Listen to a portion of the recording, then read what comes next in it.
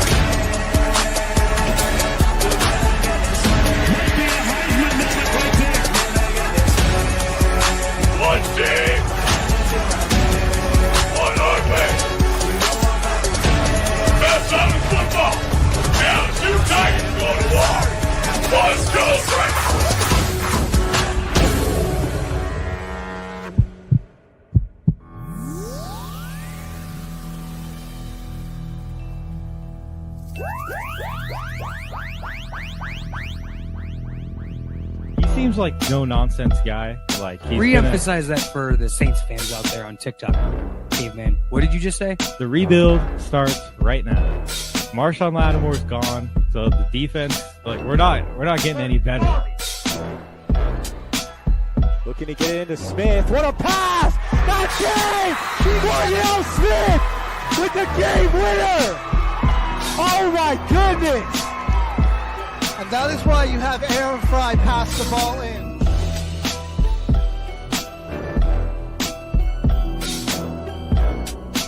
A career year. And like you have you have the best quarterback in the league, arguably, the best wide receiver in the league, and you've got the best edge rusher in terms of total sacks this season. And you're 4-7, and your playoff chances are hanging on by it. Let's make it interesting. We're making it interesting. Come on. Give us the freaking home ticket. We'll take it. Oh, no! Oh, no. Put him in there. This back the Who the heck is that guy? Deflected good, help defense from the Warriors. Oh, what a pass! And Kuminga throws it down!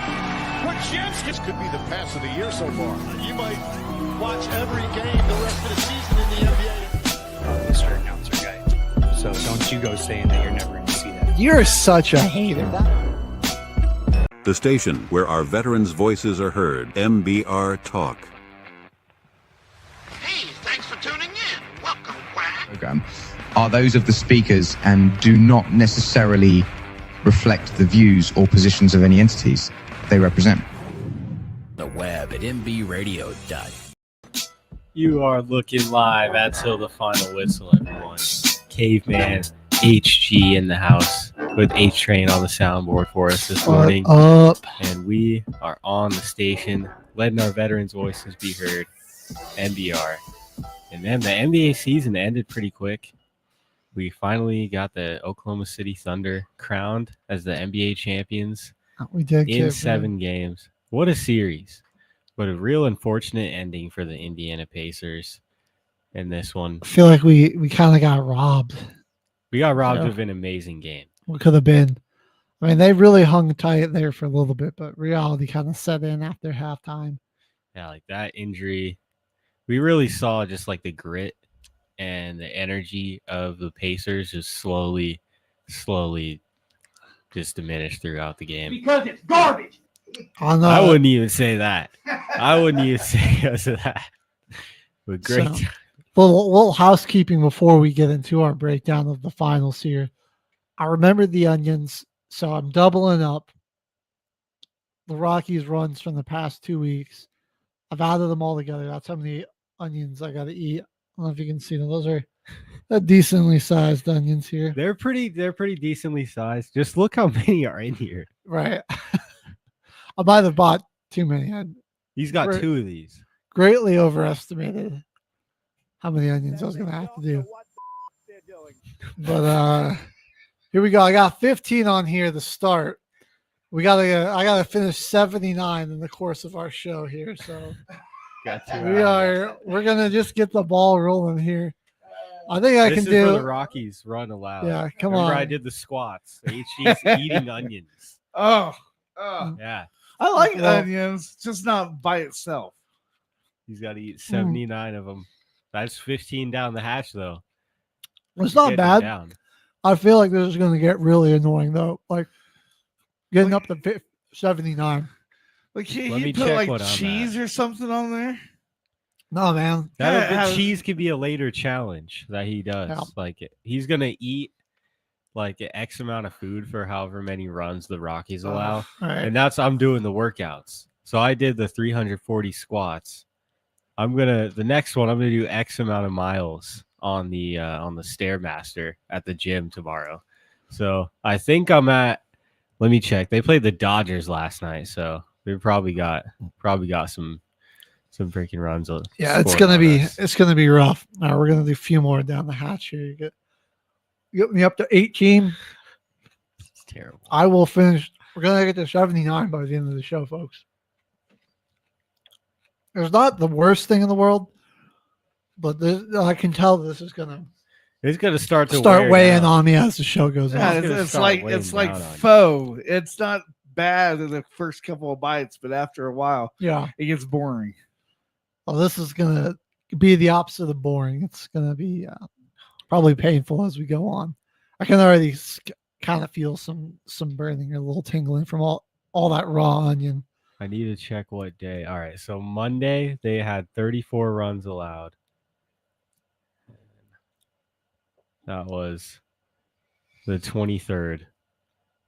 So let's go from the 23rd. Mercifully, they actually didn't play on Monday. Didn't play on Monday. They just gave up 9 runs last night to the LA Dodgers. That's going to be brutal. They also... All right, 43 miles on the Stairmaster tomorrow. I'm only going off of a 2-week sample size, but the Rockies seem to give up a lot of runs, particularly on like Thursday, Friday, Saturday, and sometimes Sunday as well. And Wednesday. What's like Wednesday through Saturday, they give up a lot of runs. And then Sunday through Tuesday, they just have. It's not that bad. Yeah, they start to play either pretty good or they just don't have games on those days. We'll have more on the Rockies. That shall we go back to the NBA Finals, Caveman? Yeah, because we got here. I think we were definitely robbed, like you were saying. That injury was so early in the game. Nobody had scored more than 20 points in the first quarter yet. So, crazy stat. Halliburton still had the most 3-pointers made out of any player in that game. He went down like in the first 6 minutes. Like he was on early, man. Like just hitting those threes. Like wow, like what a battle we could have had. And like you got to give credit to Indiana. That gut punch. I mean, they really hung around with the Pacers or with the Thunder, but that defense just, I mean, like TJ McConnell started giving them a spark and they just defended him out of the game. And it just too much piled up for them to be able to overcome. And it's unfortunate because, I mean, it's that injury for Halliburton, I want to talk about that first. Is now, I mean, it's a terrible situation for a guy like him to be in because, I mean, we see like, you don't take that calf soreness seriously, or you try to play through a calf injury, and that leads to something like that. Yeah, like Achilles problems, like Achilles snapping. The number 0 in this postseason has been absolutely cursed. First Dame, then Jason Tatum, now Halliburton. All Achilles tendonitis rips too. Just brutal. Hate to see that. He's And gonna be out for a while. Probably not back until 2026. I don't think he even comes back for next season. Like, unless they can somehow find a way to be in a playoff position, and then like maybe you can make the case like, yeah, come back.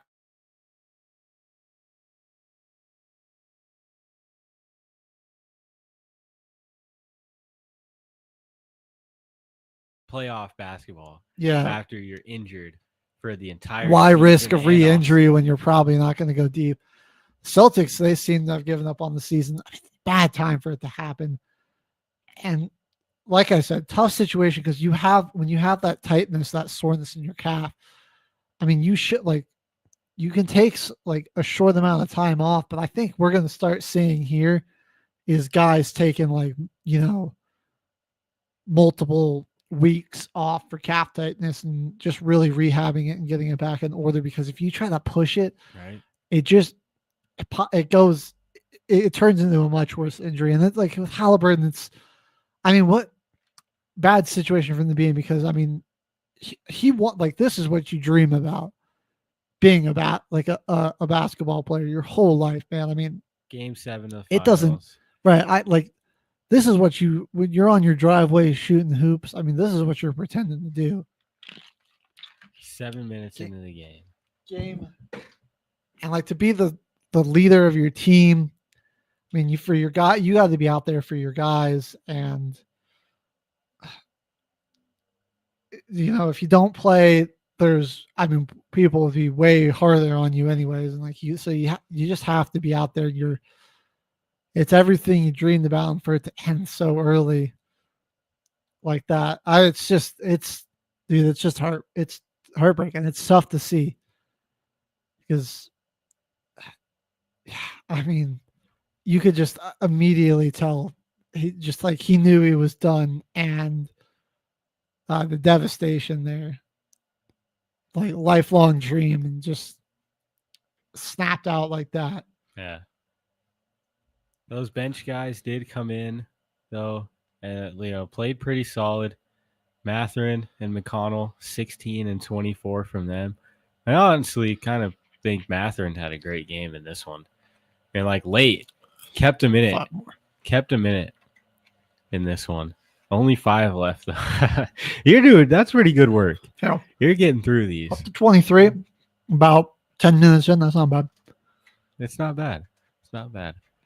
You got this one, though. Mathurin, though. Mathurin and McConnell were great. Got to the line efficiently in this one. Hallie got hurt 7 minutes into the game, so and still had more points than Miles Turner and Aaron Neesmith.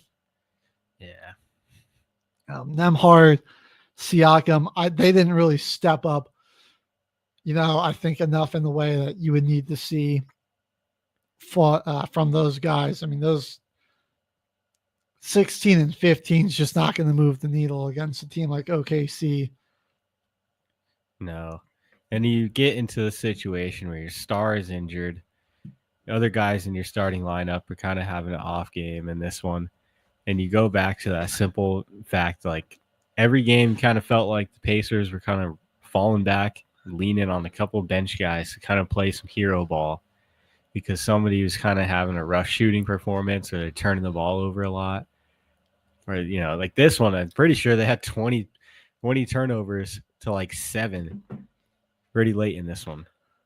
All right. And, someone who I think is going to get kind of overshadowed, his team losing and, the emergence of these young Thunder stars is, to be a real force to be reckoned with within the league, is Benedict Mathurin.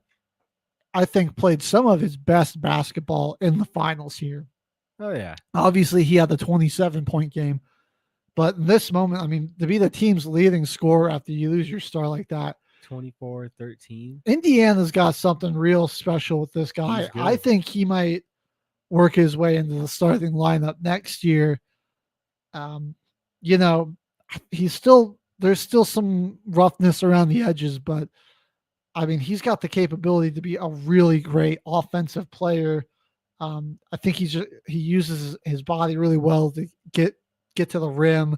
That's one thing I noticed too. Right. Is how well he was attacking the basket. Dude, against the Thunder and just really the whole series. Getting to the line too. I mean, like forcing them to really get up, like contact him. And I mean, he was taking some shots just to try to get a bucket or to just get to the line, get some more points for him, snap him out of these cold stretches.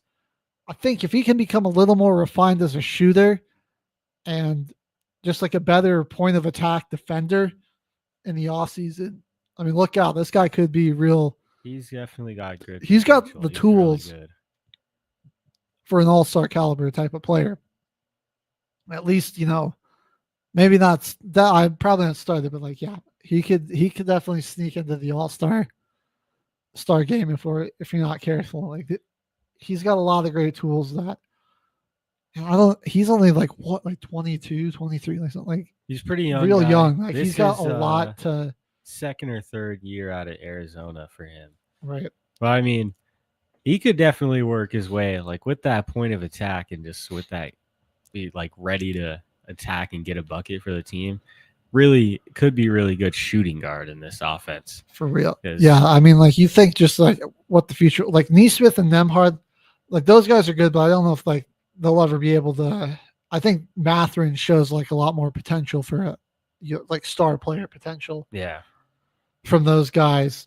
And I mean, it's like, could you see like in the future Nembhard and Nesmith potentially a trade piece and Mathurin comes in, or can he play to the level where he becomes a valuable trade piece to Indiana and he gets a chance to go and kind of be, the guy on another team?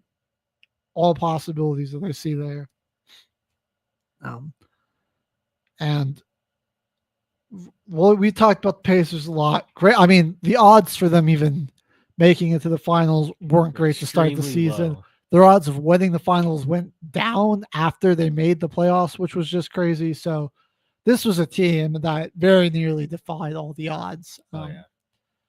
And I mean, one Achilles away from just this will forever be one of the biggest what ifs in sports. I mean, this is going to certainly go up there. We'll just never know. I mean, he 3 of 4 to start the game, 9 quick points in 7 minutes. And I mean, even after he went out, they were really hanging in there for a while. It just makes you wonder. But we got to give the Thunder a ton of credits. A historic season for sure. An historic defense.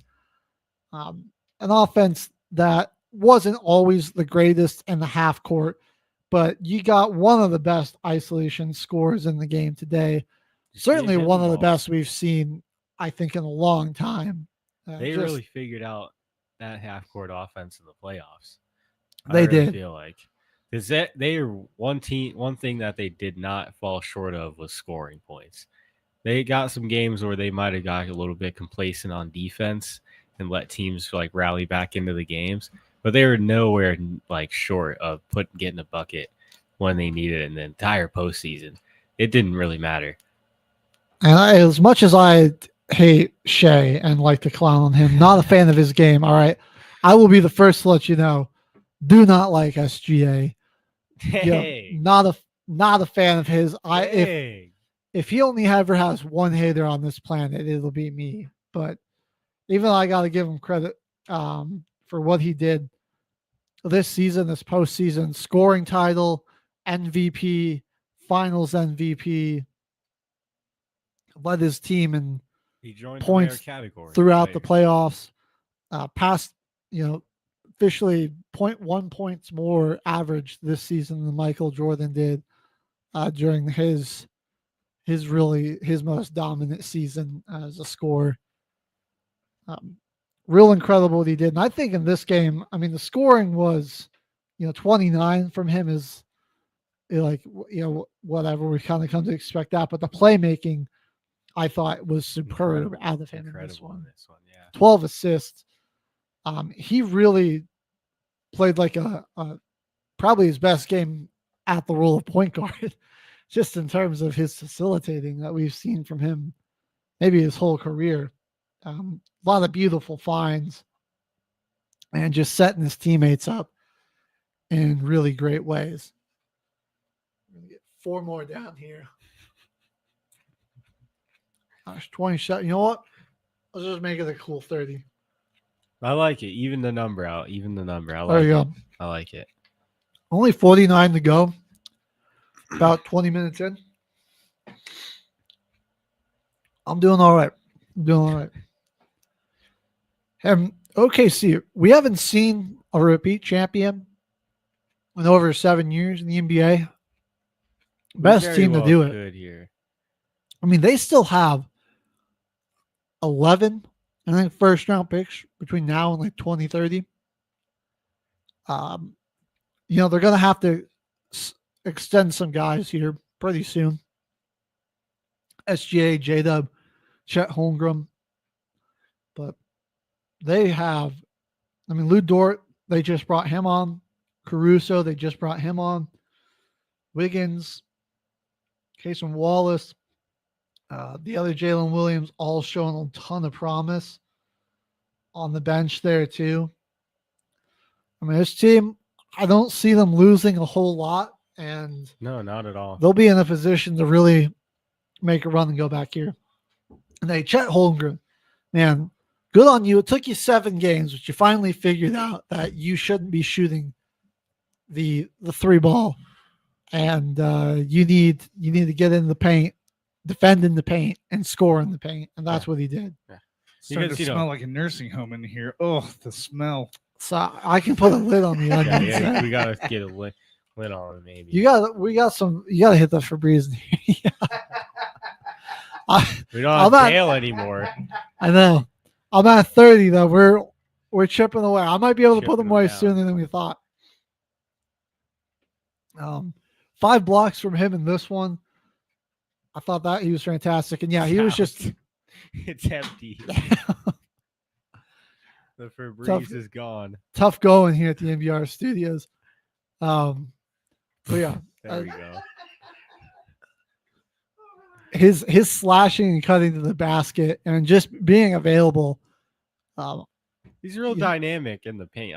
He is. I don't know why he doesn't. I don't know where this desire to shoot the 3 ball was coming from. Why he thought that was how he was going to impact the game.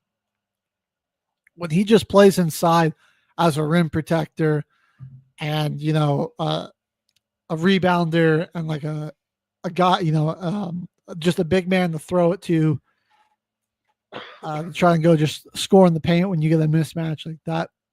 I mean, he just excels at that. He's great at it. And he stick to that, man. You'll be all right. 18 points out of him. And then Jalen Williams, a solid 20 points out of him in this one. 4 rebounds, 4 assists, 2 steals as well. And I think, wow. Him and SGA, and then if Chet develops a little bit more, a pretty scary, naturally grown big 3. I mean, those were all draft picks and guys that they traded for. They traded for SGA when he was still, like a young a guy, huge, not heard of huge developmental project on the Clippers. That Paul George trade, man, is just looking even more and more exactly one-sided. And the Thunder GM predicted his downfall because he was actually playing insane on the Thunder. It was in running for Defensive Player of the Year in that season before getting traded. I know he was, then like the year prior when they went to the playoffs. I mean, they were thinking like, oh, maybe MVP because he was just playing out of his mind. And Thunder Paul George was a menace, dude. Like he was out of this world. He was nice. He was something different on the Thunder, dude. And but they honestly, just predicted it. They predicted playoff. His first year or two here in LA with the Clippers, he was really nice there too. Then the injuries just caught up to him, and then he wanted to podcast more than play basketball. It happens, man. We've been doing this for a while. It's addicting. Where's Paul though? Yeah. So now, I mean, you get rid of him. You bring in SGA, J-Dub, Chet Holmgren, and these guys that bring you go off. And then the moves in the offseason, Hartenstein and Alex Caruso were just absolutely big moves. Crucial pieces on this run. Alex Caruso the Bulls kind of might have been one of the best six-man performances we've seen in the playoffs. Recent memory, I mean, like Bruce Brown was really good. Peyton Pritchard last year. Dwight Howard coming off the bench for the Lakers, in the bubble, was super good. It wasn't. I always like flip it. It was Manu who came off the bench a bunch for the Spurs and their playoff runs. Just like up there with some performances like that, where like there's just an impact guy off the bench that had a tremendous impact on every game. 3 steals in this one, 10 points, couple of rebounds, even blocked the shot. I mean, the guy's all over the place. And I think, the only guy on here that I don't want to give any credit to is that dirty scumbag Lou Dort. He's like, dude, he's just a lesser known Draymond. All right. For a minute, I thought maybe I was alone in my Lou Dort hate, but like now I've been. Oh, no, this is just man. proof that your algorithm and your phone is always listening to you, because now I'll be getting videos on my feed of people hating on Lou Dort. And I'm like, it's so. What Lou Dort do?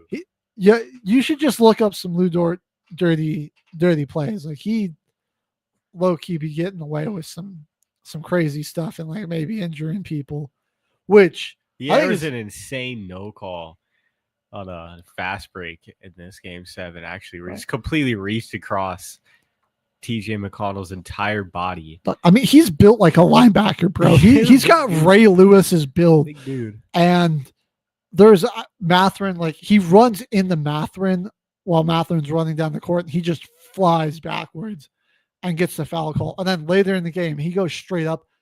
Dude, it was like Mathurin ran into a brick wall. So NBA players. Congratulations to everyone on the Thunder except for Lou Dort.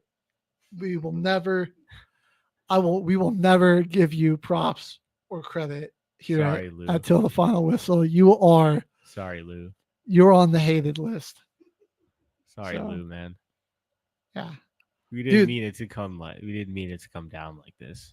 Bro, we didn't mean it for it to end like this. One of the craziest things about the Thunder's victory is it's just showing how much less Gen Z is drinking, I guess, because like they didn't know how to open champagne bottles.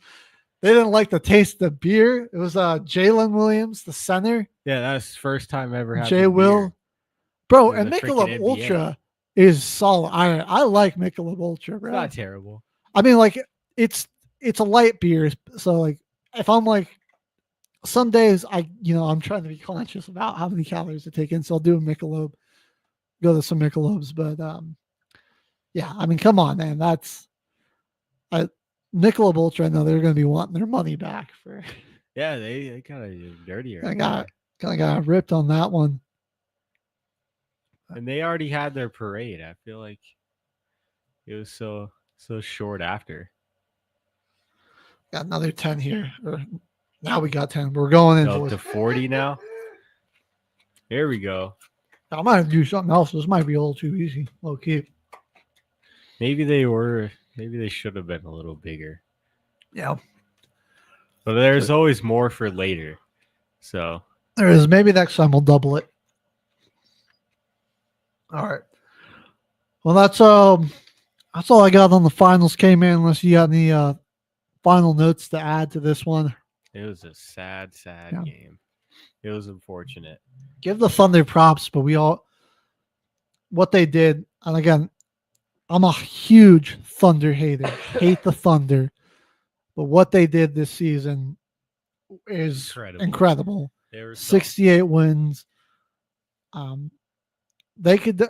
I don't know where I would rank this team all time, but I definitely could see them giving some all-time teams at least some problems in a 7-game series. I mean, you while you're listening along, throw out a championship team. We'll tell you if we think the Thunder would beat them in the 7-game series or not. I like it. Drop it in the comments. Here we go. But the season ended, and the day after, it kicked off pretty hot. We already had the Desmond Bane trade heading over to Orlando. The things kicked off. Right. I mean, the day of the finals, hours before tip-off, Kevin Durant shipped off to Houston for Jalen Green, Dylan Brooks, and the 10th pick in this year's draft. Yo, fleece job by the Houston Rockets. I don't care what anyone says. Brooks is solid. I think Brooks is a solid wing player, good defender, decent enough shooter. But like people thinking like, oh, you can't believe you gave up Jalen Green for this. No way. Dude, he's been the guys that went off in the playoffs for them were freaking Sengun and Amen Thompson. Green has been a horrendously inefficient scorer, man. That's and he's only gonna he's so lacking. Like he's not a good shooter. He's wildly inconsistent there. I mean, he's got he can get it going sometimes, but he relies so heavily on his athleticism and speed. And it's that's only gonna deteriorate. And he's just not showing whether he just can't or he won't develop his, some more of these tools to still be an efficient and, high volume scorer as you get older. And I don't think he's anything special as a defender either. I don't think he really does a lot for you. So, I mean, not yet. If I'm Phoenix, dude, this is just, bro, I do not want Jalen Green. I mean, you got the 10th overall pick though, right? Yeah.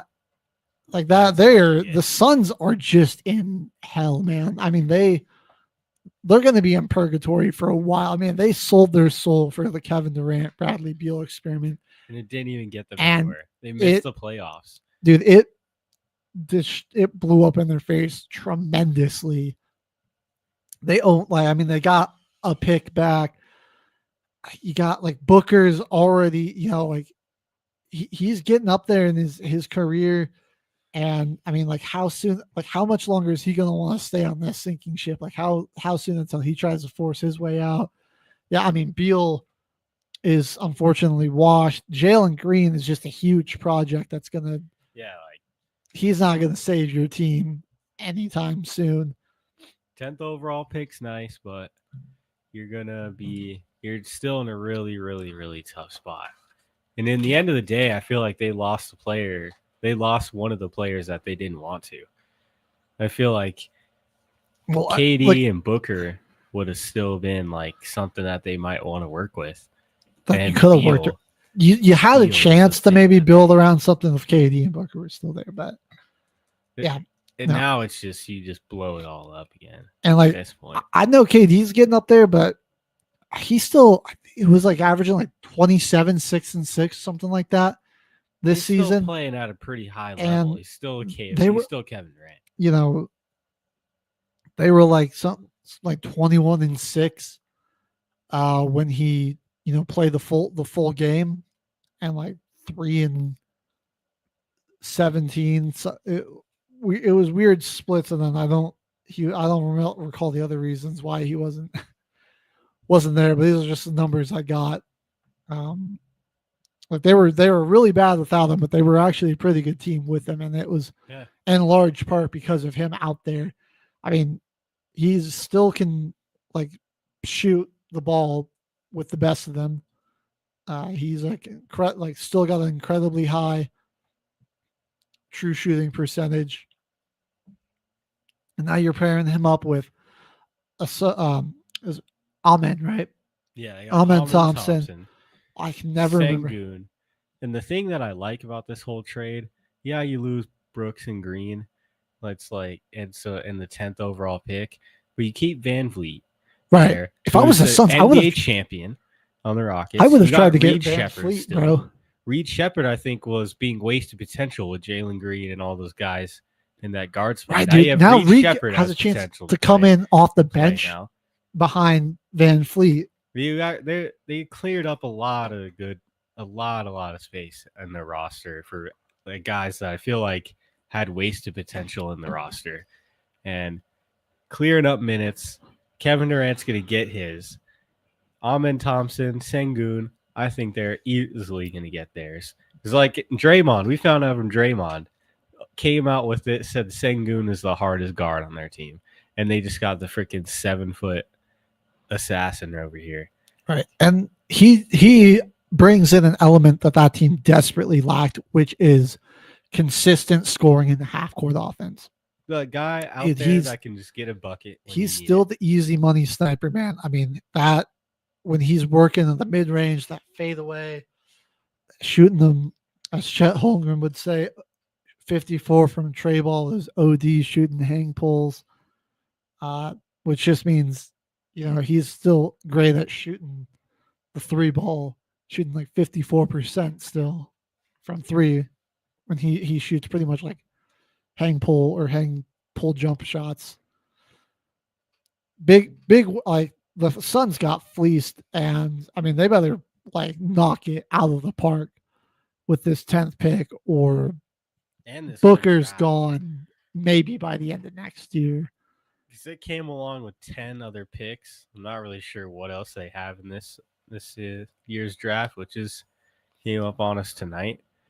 But I think it's probably going to be, like you're saying, Booker is going to be on the chopping block the end of next season. I mean, and we'll see if they're still going to be in purgatory after that. It could even we'll be see what kind of year Booker has on this team, and we'll see how low that diminishes Booker's trade value come to the end of the year. Right. Because KD is KD, but Devin Booker, great post player, great scorer.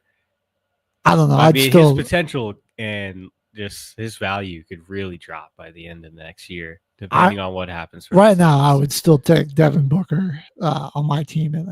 I would easily. In a heartbeat. I think he's still an elite shooter, and he's still got the ability to just pour him up on any given night. I mean, I wouldn't be shocked if we're coming up on the trade deadline next year and the Suns are looking to ship Booker, because I just can't see a future where he wants to stay with Phoenix while they are just plummeting towards the pits of hell. The very next day in the trade market, though, no stop in sight. Boston traded away Drew Holiday to Portland, and in exchange for Anthony Simons here. And I'm going to be honest, this team just got absolutely insane. The Portland Trailblazers, they're going to be scary. Drew Holiday and Tubani Kamara picking you up from 94 feet. Scoot Henderson is right there. They're building an identity, and I really Jeremy Grant still in Portland. I mean, like, this is awesome. The Blazers been asked, but like, dude, he's been quietly just tearing it up down there. I think Ayton's been really solid there. Avdia's been a great scorer for them. Had a pretty good stretch. Avdia might. I mean, he's really like close to all-star potential right now there too. Like Portland, and now you had Drew Holiday, an elite wing defender, a great, super consistent and efficient shooter, and it's a great stat. I mean, you've got two guys. Here's the thing: is I think like as Holiday's getting older, like you've got Tumari who can lock up a team's best player. Now, I mean, that leaves Drew Holiday on your second best guy. Like, still got. And we just watch. I mean, OKC, they had some solid scores, but they got to that championship behind just brutal lockdown defense that put so much pressure on the other team. They're guys that might not be such great defenders on paper, Ayton can get a lot of blocks when he feels like it. Long and tall, lanky guy. Jeremy Grant, another dude with just like a slinky build where he could, fill a gap with Jeremy Grant and try to fit a pass in that lane. It still makes a one heck of a lot harder to, have your offense going. They led the league last year in 24-second violations and 8-second violations. And now you have Drew Holiday added into the mix of guys. I love this identity that they're building of having a team that's going to play you hard for 48 minutes, and they're going to pick you up at 94 feet for the entire 48 minutes too. So I really like what they're doing over here. This is the start of something new in Portland with this trade. Drew Holiday has a real good chance to become a great leader for this team too. With absolutely. With Jeremy Grant. Him and Grant can really get this team a guy going. that's won 2 NBA and finals. They got freaking Matisse Thybulle still. This team is just full of defenders. This team is just full of defense. We're going to see, I think we will see a huge flip from Portland here now. They were, one of the worst teams in the West, and they weren't even really that bad. They were a fringe playing team there for a minute. I think they got a year with super low expectations on them to develop together. This team, sleeper team, look out, they could be they very well could be a force. This is in nice. the West. All right, I like what Chauncey's doing there now. I like what Chauncey Billups is building over there. Make yourself a little 2025 bad boy Pistons. Get a bunch of lockdown defenders. Scrappy players. See, and then Portland, they got the 11th pick, dude, in the draft tonight. That's so. But right there, now that's almost more of a luxury. You've kind of got a chance to maybe go with a project or something, like a guy that's got a ton of potential that you don't really need to play right away, or maybe take a chance on someone too, and you it just gives you a lot of options. You can maybe be a little more aggressive with this. That is dude, they're sitting in a really good spot. Yeah. Portland Trailblazers fans, y'all are should be in good hands for the next few years at least. And moving on to yesterday, in the afternoon at 3:04, Matisse Thybulle signed his $11 million player option for next season. Kyrie But just Irving a few minutes later, re-signed the as well. Pelicans moved on from CJ McCollum and Kelly Olynyk and a future second-round pick for Jordan Poole and wing Saddiq Bey, and the 40th overall pick tonight from the Washington Wizards. Pelicans making a move, moving on from their older guard and kind of an aging stretch big man in Kelly Olynyk. Honestly, I feel like you're kind of... He's 50 years old? No, I got 50. Oh, my God. I thought you were talking about Kelly Olynyk. Oh, my goodness. No. Oh, my God. 50 down, though. That would be 50 insane. He'd be the real longevity goat. Seriously. 50 years old? My God. You got a young guy, 2 young guys, and 40th overall pick tonight to kind of get a player. Good potential here. Pelicans making some moves. I think it's all just going to hinge on, will Zion be healthy? Because that team really doesn't seem like it doesn't matter who they bring in. It's just like if Zion isn't healthy, it just doesn't work out. Because they've had Brandon Ingram there. They've had absolutely. They were absolutely terrible last year too. Did they even win 20 games? They were really bad. I don't remember the standings off the top of my head. But Poole and Saddiq Bey, I like both of those guys. I think there's some real potential with both of them. We've seen Saddiq Bey have some special moments in Detroit and in Washington. Poole obviously had some great moments with the Warriors, and he's balled out a little bit. He can find that in the right home. This is definitely probably not going to be it. But Right. Jordan Poole. This is a trade where I'm like, I think this might move the needle a bit more for the Wizards here. Olynyk is just a solid like backup option for Alex Sarr, who I thought had a pretty good rookie season. I think it kind of clear up some cap. Right. CJ McCollum's good solid vet there. Got Chris. They re-signed Chris Middleton. They extended him after getting him in the trade. So will the Wizards be good? I mean, probably not. I mean, they might be better than 18 wins. Fringe playing team, perhaps. We'll see, man. You got Bulls and Heat already kind of feel like they're just kind of locked in their spot as those teams are being the play-in for a long time. I mean, it's Atlanta, Miami, and Chicago are like almost a guarantee play-in team. So it's like really in the East, you're either fighting for 1 through 6 or for that last play-in spot. But speaking of Atlanta, the Boston Celtics and the other teams in the Eastern Conference, the Celtics are really making a lot of moves coming into this trade with the surgery from Tatum. They're completely rebuilding a lot of their roster. It feels like they've given up. Like they're just blowing it up. Kristaps involved in a 3-team trade here. He'll be going to the Atlanta Hawks, and the Brooklyn Nets are also in this trade as well. So Kristaps is going to the Hawks, Georgie Nang to the Celtics, and it looks like the number 22 pick in tonight's draft will be going to the Nets, and Terrence Mann shipped off. So while it kind of is shocking to see the Celtics just get ready to blow it up because there's no Tatum, because obviously, I mean, you still have Jaylen Brown, Derek White, Drew Holiday, Kristaps. They were regarded as one of the most deep team in the league for a while. Pritchard was balling off the bench, whatever it is. But I also kind of get it where it's like,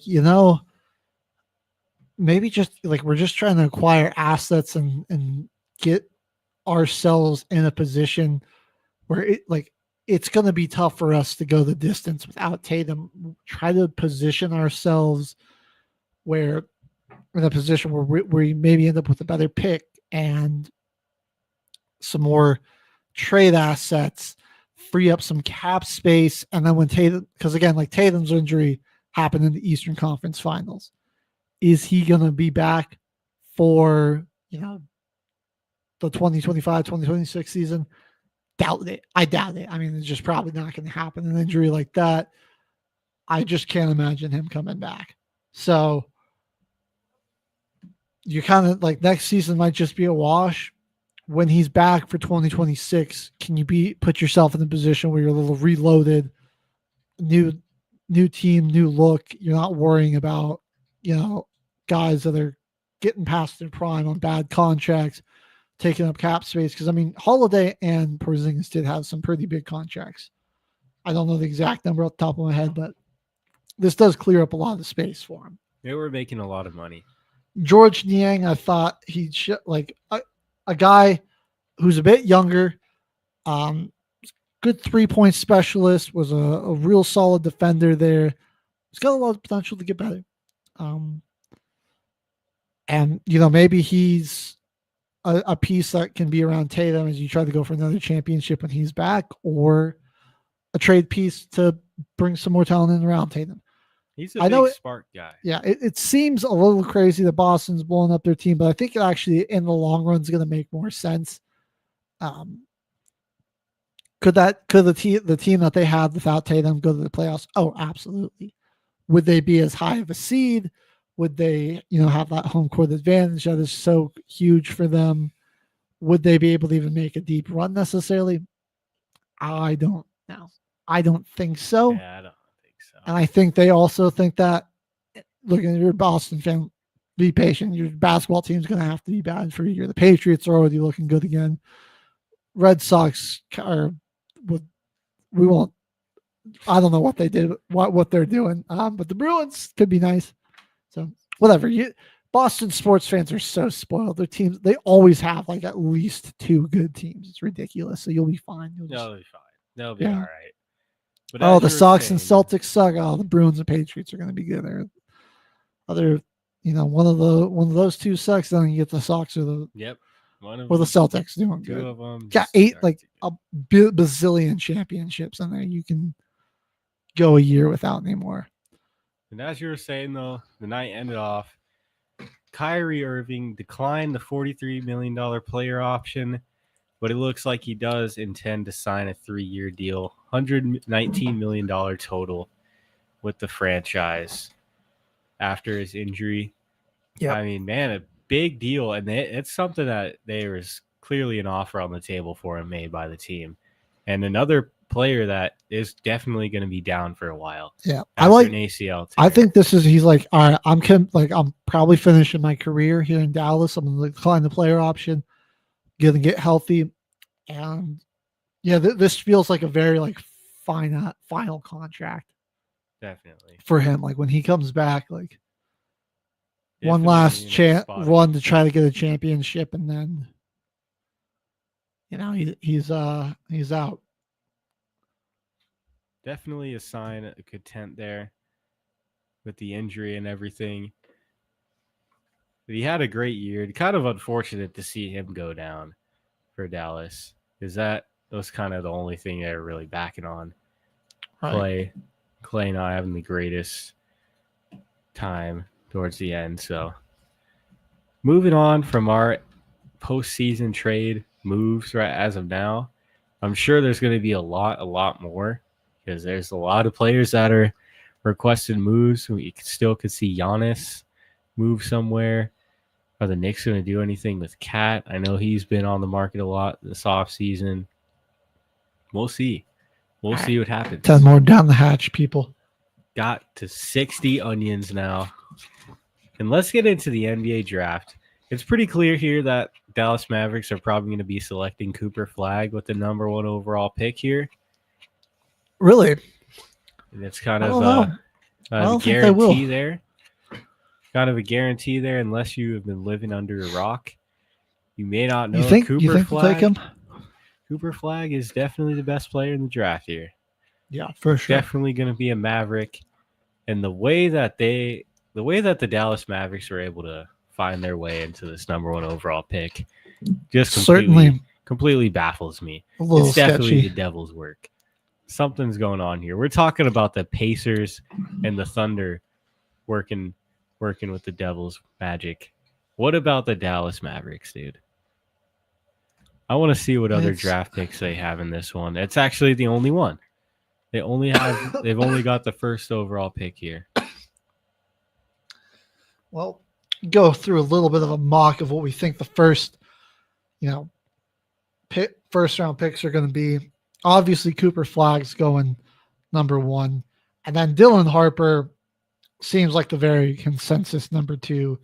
Do the Spurs keep this pick? Do they trade it? I mean, they are a little guard heavy, but Harper really looks like he's going to be solid guy, a star. But I will say we see a surprising amount of busts at the number 2 position. Just something to keep in mind. Number 3, you have the 76ers. They're mocked to take VJ Edgecombe out of Baylor. Another shooting guard there. Yeah, I mean, he really reminds me a lot of Victor Oladipo. He's got great explosiveness when he attacks the basket. He could work on his shooting a little bit better, but he gets it done. I think he's a pretty good athlete in this draft class for someone at 6'6". Him and Maxey and Jared McCain coming back from injury, solid trio of guards there. See, does Paul George maybe have a little something left in the tank? Can Embiid stay healthy? A lot of question marks there. But a piece that would fit nicely into that team if they can get their act together, but it's the Sixers. They've had a hard time doing that. Yeah, it's going to be tough. Hornets, a lot of guards going after this too, because the Hornets are mocked taking Trey Johnson out of Texas. And I don't know if anything can save Charlotte. I want to try to be optimistic, but it's just, maybe this will add something for them. It could be. It's the Hornets. That team is just is perpetually in limbo. They really needed a break and should have won the lottery. Them or the Jazz, because on the Jazz, the next pick, another team taking Jeremiah Fears, which I like him as an option to back up Sexton off the bench. A good opportunity for him to come in, develop off the bench. Solid 3-point shooter in college, very athletic, finishing around the rim. I got a little more hope for the Jazz than I do for the Hornets, but again, Danny Ainge hasn't always been the best GM. You get to the Wizards, they're projected to take Ace Bailey, so a little bit of a slide for Ace, who some people thought could have been a top 5, top 3 pick even. I think he wanted this. Not a huge slide though. I think he was looking to go somewhere where he could get a lot of shots up. And I feel like he kind of fits in he could fit in the offense more likely where he could get a chance to play. But at the same time, Rutgers had a really, really unfortunate end to their season. I'm going to be honest. Because I don't even think they ended up making the tournament. They did not, no. Which is crazy because they had two of the best guards. Two top, two of the top prospects in the whole draft. Which is just wild. Pelicans looking to upgrade their center position, going mocked at Kaman Malak out of Duke, who was he's nasty. Dude's nasty. Was a dog on the boards during the tournament. Had a lot of fun watching this guy. Yeah, they definitely center's a huge position of need for him. Then you got the Nets right after that. Another Duke guy, Con Knippel, going at number 8.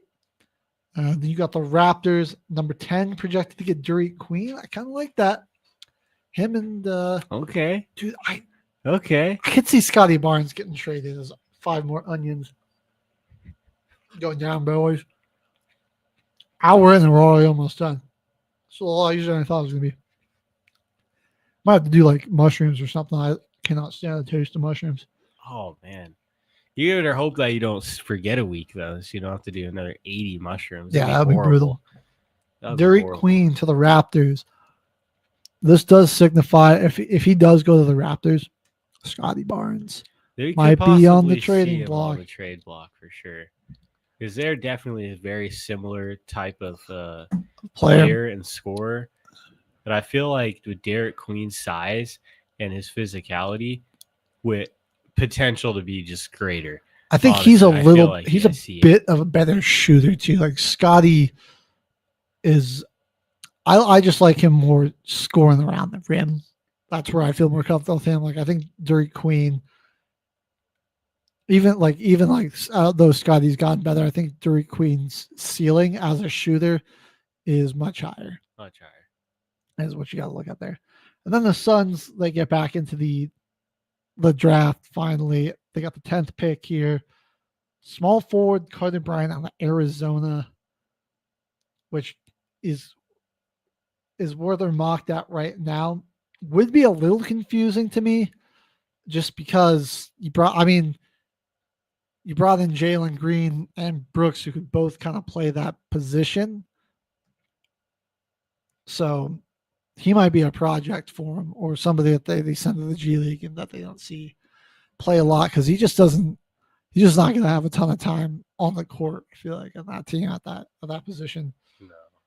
No. Going through the rest of the lottery here, the Blazers projected to take Igor Demin out of BYU. I don't mind that either. Get some help around the rim. They still got Donovan Clingan down there too. Another young guy. Right. Point guard that could come in and eventually run that offense, because I don't know if they don't have anybody that's like a true point that's super great at it. Just lost Simons. Yeah. He kind of did lose a lead guard. I'm liking that.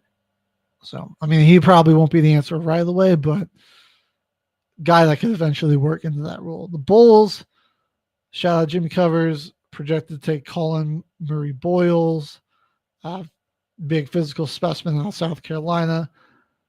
The Hawks, projected to take Thomas Sorber, center out of Georgetown. And then rounding out the lottery, you've got Noah Isangui, a power forward out of France. So, like our first really international prospect projected to go in the lottery is the very last pick. And that's interesting. I mean, college basketball players kind of taking back over a little bit. But I like that, though, because I feel like they kind of had a little bit of they were getting really pushed out of their mouth. Yeah, they're really pushed. I think the last year's draft being very heavy on international prospects and not a lot of them making huge difference, and just a guy from a conventional college winning it, and those G did certainly guys, that made it in. Certainly, it changed the atmosphere and the vibe a little bit towards international players. We'll still see international players come in a lot, but it's definitely right now, like the guys coming out of colleges right now are producing more right now, and that's why we're seeing them take it back over a little bit. And then we've been going for now, so probably head to our first break here in just a second. But I gotta just round it off right after the Spurs get done drafting. The Thunder have the 15th overall pick that they got from the Heat. I mean, this team just set themselves up so well. I mean, you just won a championship and you're drafting top 15. Getting in the lottery. Man, you're getting a good player out of that. Like, no matter what they do, they're getting a great player.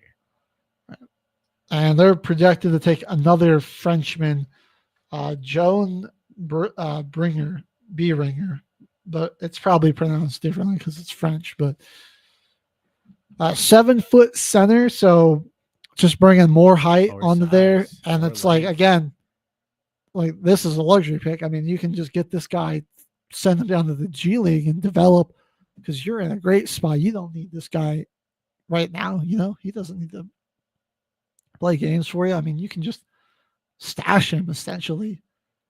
And I mean, when the time's right, bring him on out.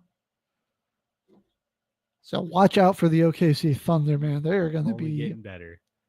We are probably going to need to get used to seeing them in the West Finals and in the finals, just in general. They're going to, will they go consecutive years in a row? I don't know. That's very tough to do, even with how well they've built this team. But they are going to be sniffing the championship a lot. For years to come, they're going to probably be the team to beat in the West. I'm with you there. I'm right there with you on that one, partner. And then if you're wondering who we think the Nuggets are going to draft in the first round, nobody, because they don't have a first-round pick. And there's wonderful. Josh Kroenke joked about or dropped something about trading Jokic, and if that happens, I may never watch basketball again. It might take me a minute to get back into it. That would just really I wouldn't blame you. Kill a lot of my love. I wouldn't blame you. For the game. Oh, and then what's crazy about the Thunder? They have 2 first-round picks. They also have the 24th pick from the Clippers, which is just from way back when in the SGA trade, still paying that off. Where they mocked to get Walter Clayton Jr., one of the hero of the Florida Gators in their tournament title run. Absolutely, that would be sick for them. Ridiculous. But the Thunder, man, great player. They are just gonna be a force. I mean, it's unfortunate. This is as a D1 Thunder hater. Yeah, we're just gonna have to see him a lot. It sucks. All right, folks, we're gonna go ahead and head on our first music break. When we come back, we're going to have a little College World Series update, little update on the MLB and what's going on there, and a little WNBA. And then we got a special team building challenge that we're going to do. So whatever you do, don't change that dial. You're listening to Till the Final Whistle here on Military Broadcast Radio, the station giving our veterans a voice.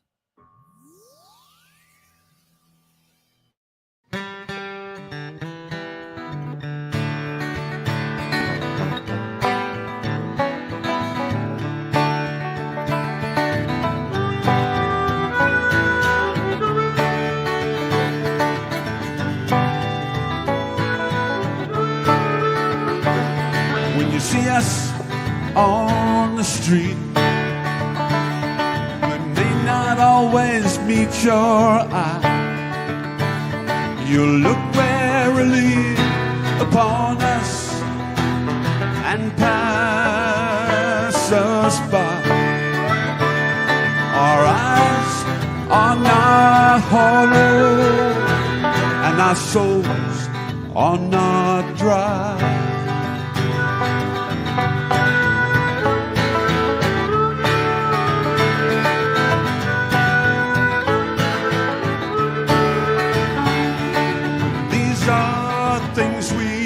Carry that sometimes weigh us down,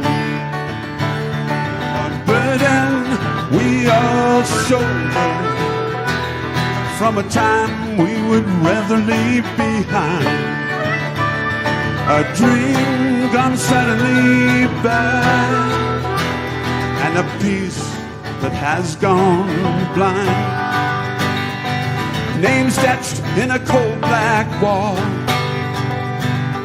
a memorial to a violent, deadly past, where you fell in vain. The souls live eternal in red dust and in rain.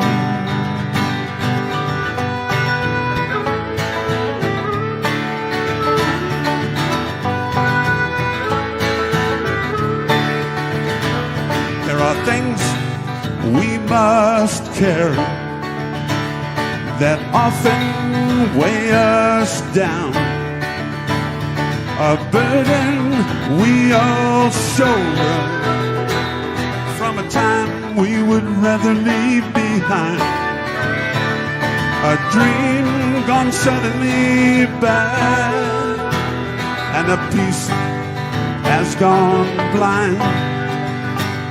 And a peace chose to be blind, where you fell in vain. Souls live eternal in red dust and in rain, in red dust and in red dust and in rain.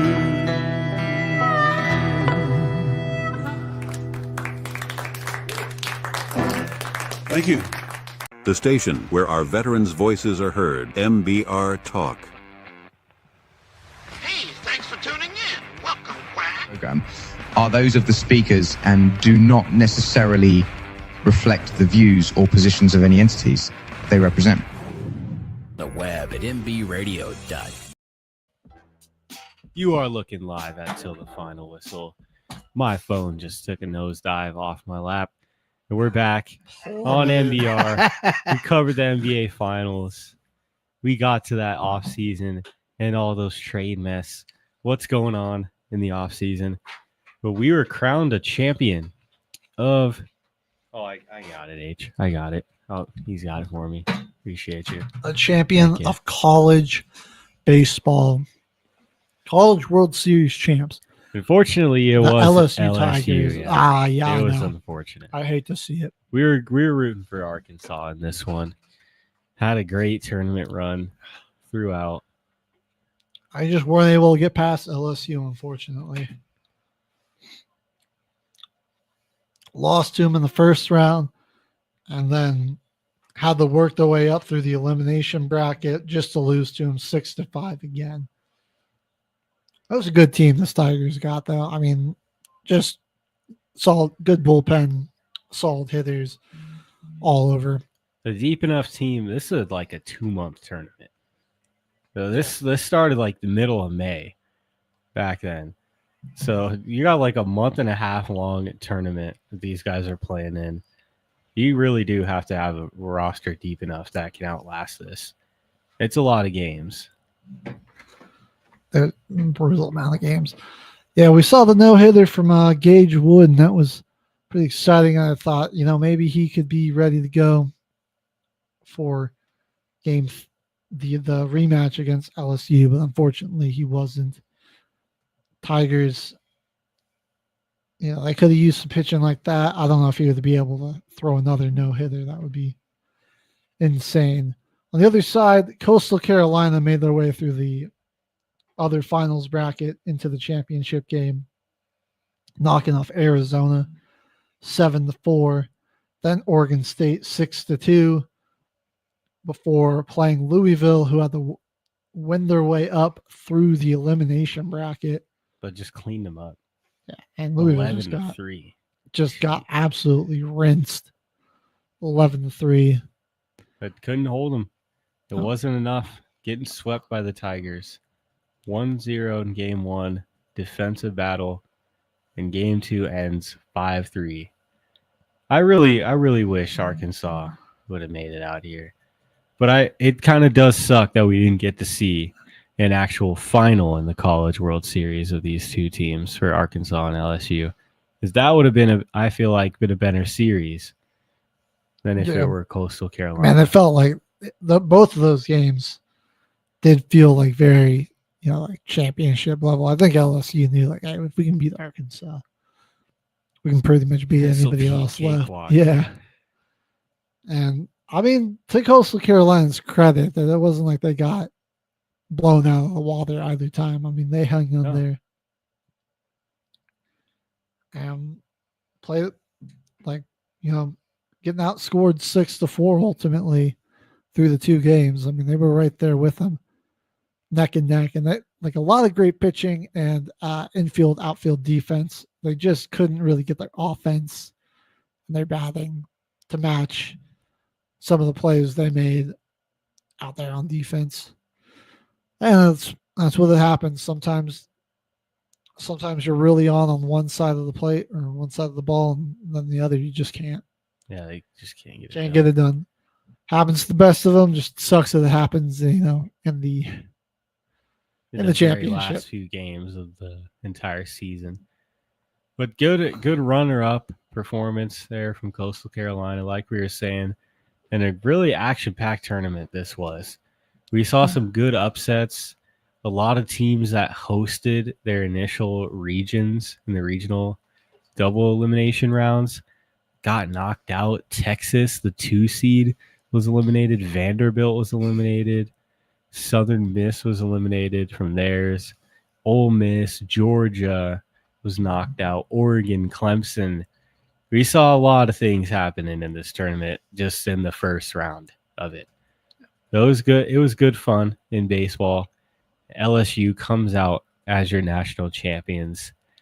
And for softball, it was Tennessee. Lady Volunteers won it on the opposite side. But that bracket did end a few weeks before this one. So SEC, another year dominating the baseball, softball world. Moving on to the MLB and some news here. Fernando Tatis Jr. in the news for signing Big League Advance, which is a company that offers players an upfront payment in exchange for a percentage of their future MLB earnings. And so as a 17-year-old minor leaguer, he signed a deal with them, paid them $2 million in exchange for 10% of his future earnings. And now that he's inked a 14-year, $340 million contract, back in 2021, he owes them $34 million as part of their agreement. But he's trying to get out of that. His statement: "I'm fighting this battle not just for myself, but for everyone still chasing their dream and hoping to provide a better life for their family." Tatis said, "I want to help protect those young players who don't yet know how to protect themselves from these predatory lenders and illegal financial schemes. kids should focus on their passion for baseball, not dodging shady business deals. And so, yeah, basically what he says is that like these guys took advantage of him and, tricked him into signing a deal that he didn't really understand. And know any better. As a 17-year-old moving to the country. Yeah, Dominican Republican, immigrant that just new to America, came here to play ball, and didn't probably, still doesn't speak like the greatest English. And so I think I mean, I know it sounds like a pretty cut and dry deal on paper, but you just gotta like these guys know what they're doing, and they know exactly. They scout these players, and they know exactly who they're trying to target. They wouldn't try this on a prospect from like an American kid from anywhere really, unless he was like unless they had access to his SETs and saw that he was really dumb. Like, so I mean, they're going after guys that don't have a lot of financial literacy, that type of stuff.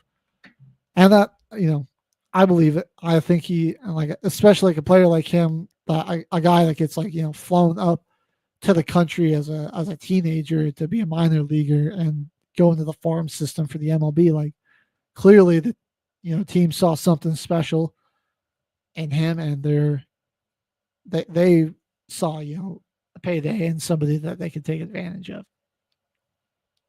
But we'll move on to some actual baseball talk with what we got going on. The Rockies have actually started winning, like, for them, a solid amount of games. For them, I agree. It is a pretty solid amount of games. 18-61. I mean, they're breaking the pace for having like the worst season ever. They're starting to stack up a few. They almost swept their first series. They just barely didn't do it against the Nationals. Very that was close. Who is it going to be? Who's going to be the team that gets swept by the Rockies in this series? We'll continue to watch. The Dodgers starting to pull ahead a bit more. The Giants about 4.5 games back. Padres 5.5.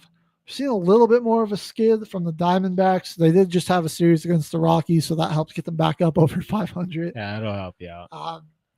So LA starting to get a little cushion there in the West, but nothing that makes you super comfortable. I'll say. I mean, they're gonna have to keep on playing well. Over onto the Central, I mean, that's a pretty tight race there too. Well, I mean, the Pirates are just sliding out of it even more and more. They'll be out of the conversation here pretty soon. Like, it is just crazy. Like, of like all these bad teams, like they have by far the lowest like runs allowed, and they're just like miles behind still on runs scored. Because I mean, I'm looking at some of these other like bottom tier teams. Like, you've got the Orioles 395. You've got the Athletics 473. The Nationals 412. The Rockies 487. The Diamondbacks have allowed 400. They've just scored 410 of their own. And it's like 331. I mean, that's less runs than the Dodgers have allowed, than the Phillies, which is just insane. They can't figure it out on the batting side. Then the Brewers to just help your defense. Then the Cubs. Like, I mean, like, these are top teams in their respective divisions, and yeah, you're just absolutely robbing Paul Skeens out here. We're going real wasted potential right there as of right now. And same goes for the rest of their bullpen and the guys on their defense. It's not just Skeens. I mean, Skeens is spearheading it, but they're getting good pitching, all around from a lot of their bullpen.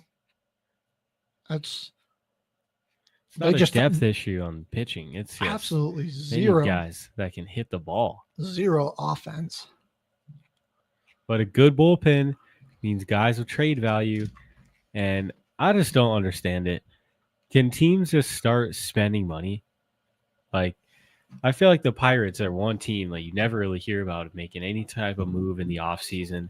Don't hear any type of guys. They just looked into there drafting a generational pitcher, and they're like, all right, well, hopefully we figure something out.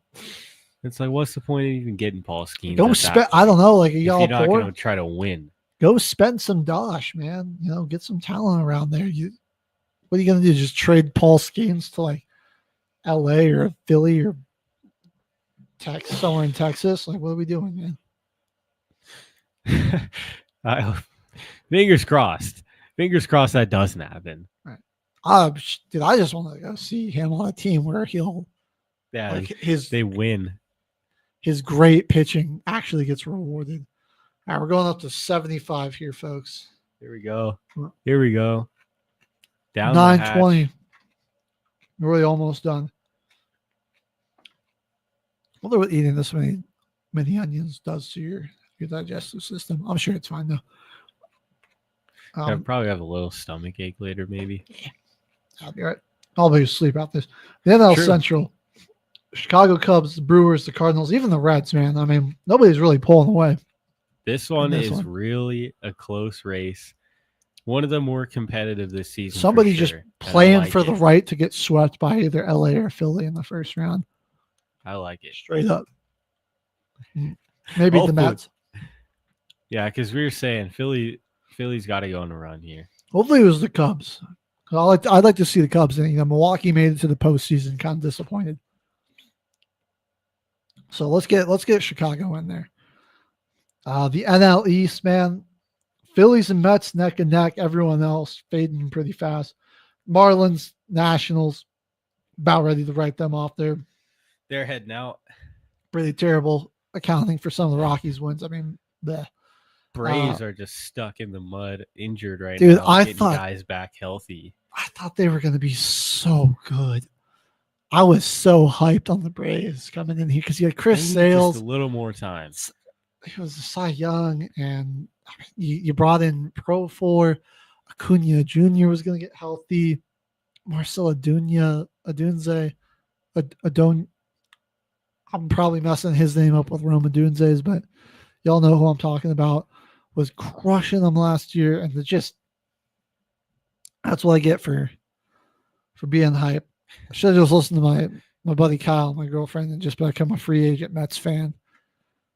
Because I was like, I'm on the Braves, and they're just. I thought I tried to be too smart. Came back to bite me. Hate to see it.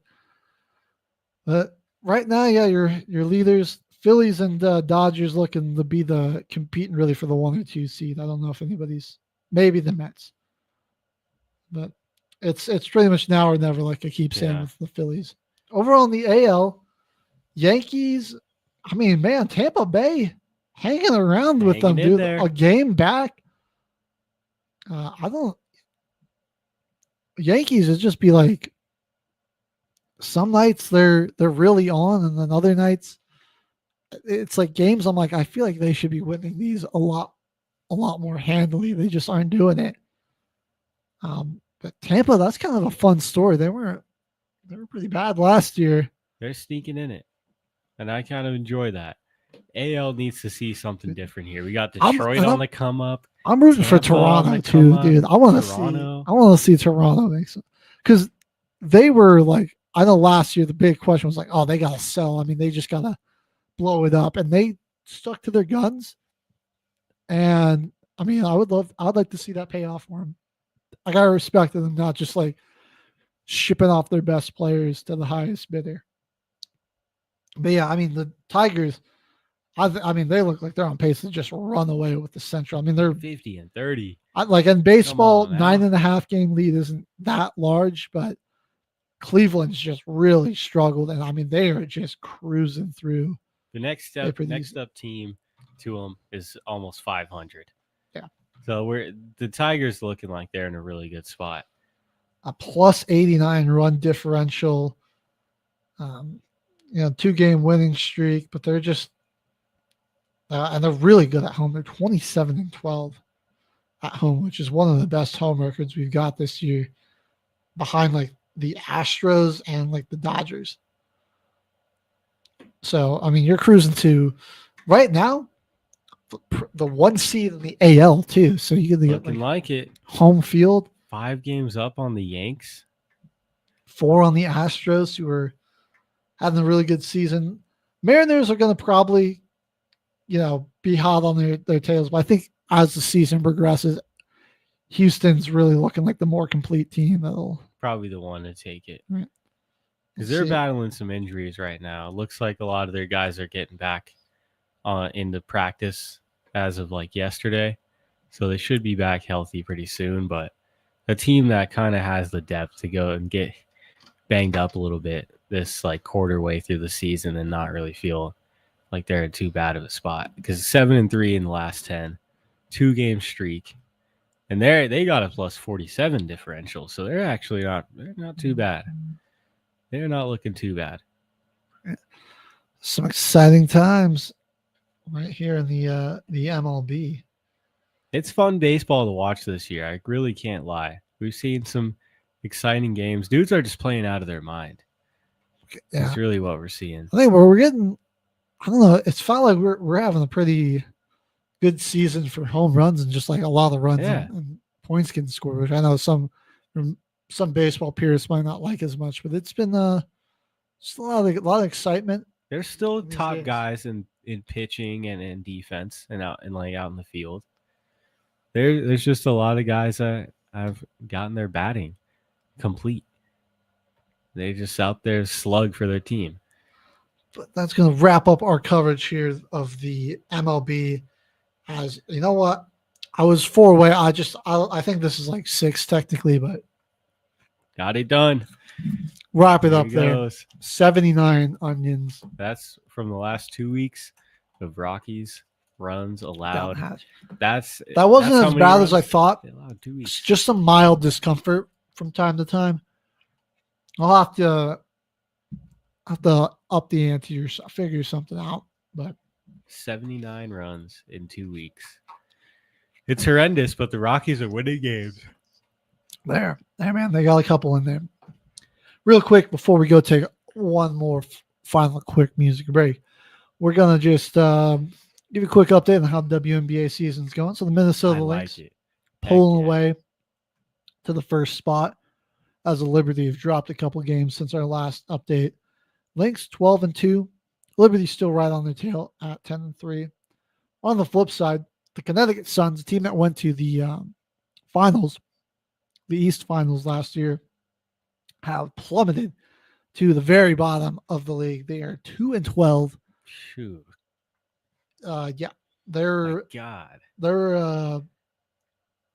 Their point differential is 16. So I mean, they're like losing bad. They're on a 6-game losing streak. They're 2-8, and their last 10, they're just abysmal. I mean, 72 points per game. You got a lot of teams in this league this year that are getting outplayed by the brand newest expansion team in the league. Golden State Valkyries are higher. They're getting like it done. Middle of the pack right now. It's with their defense because they're not scoring a ton, or they're not like, I mean, they're a lot higher than Connecticut is at 79 a game, but they're, like the top 5 teams are all scoring, 82 or better a game this season. So they're just getting it done. Defense, holding people to 78. So they're only like 7-6. It's a 0.6 point differential, but for a new team, I mean, right there in the playoff mix. Head of the Fever, who definitely missed Caitlin Clark. They're enjoying having her back. She's just, I mean, like some of these shots I see her taking, I'm just like, well, this is just unreal. Straight heat check. It's every time they go down the court. Special player. It's insane. We got Bruin here. Team that is sliding, that's really surprising me. The Aces, man. I mean, losing Kelsey Plum, it's hurt, man. Like, they just haven't been able to replace her scoring and what she does for that offense. And then good news for the Angel Reese hate department. Their team's 4-10. She's trying to trademark me bounds, which like just stop shooting. Stop shooting. Just kick it out just kick it out to the wing, bro. It does get to a point though when you have missed like 4 shots in a row and got 4 offensive. You have rebounds. Kennedy Carter out there, like, give her the ball. You can be filling up the stat sheet double in assists and rebounds. You don't even need to score. Yeah. Now this season, getting underway, the Dream coming on strong and 4th place, tearing teams up, averaging 83.5 per game. But the Lynx might be their time to win the championship. New York, they got a burner offense. They're averaging nearly 90 a game. But Minnesota is shutting teams down. They're still averaging 83.5 per game, but only giving up 73, or basically almost 74 a game.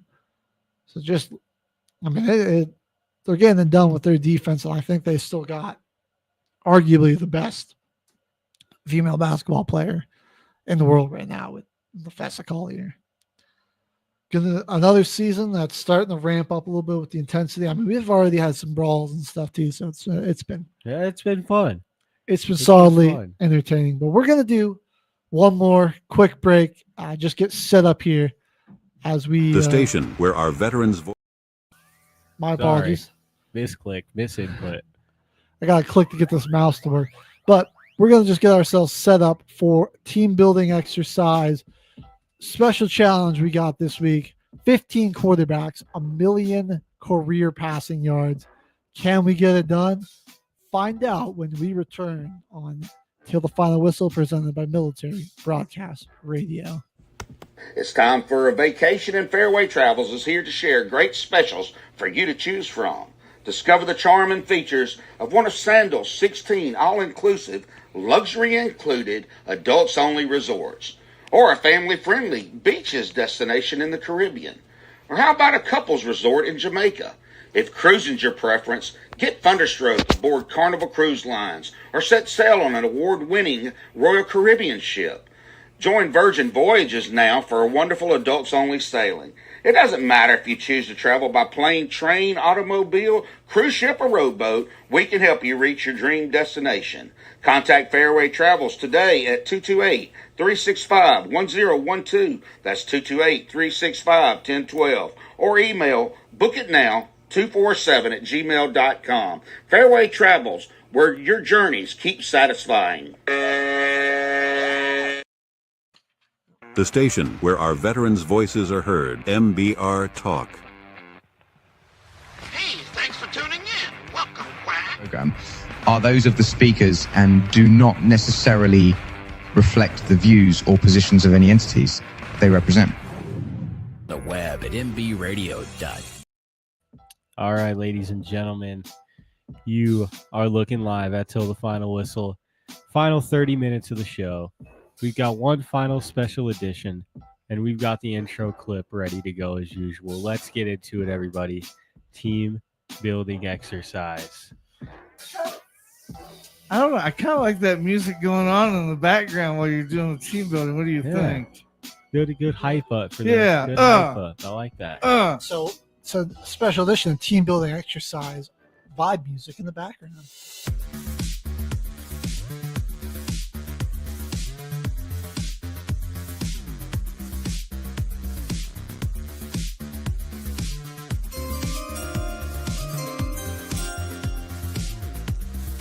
I'm putting together a special team.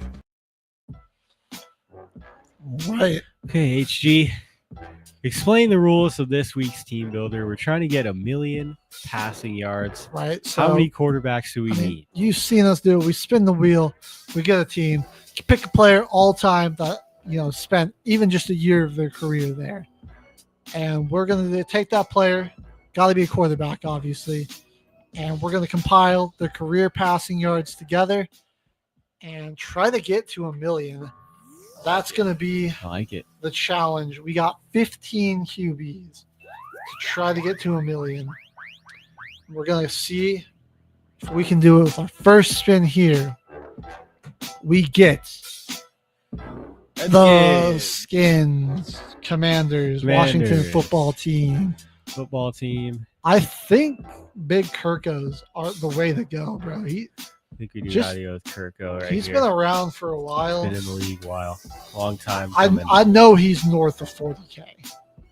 42,000. I like it.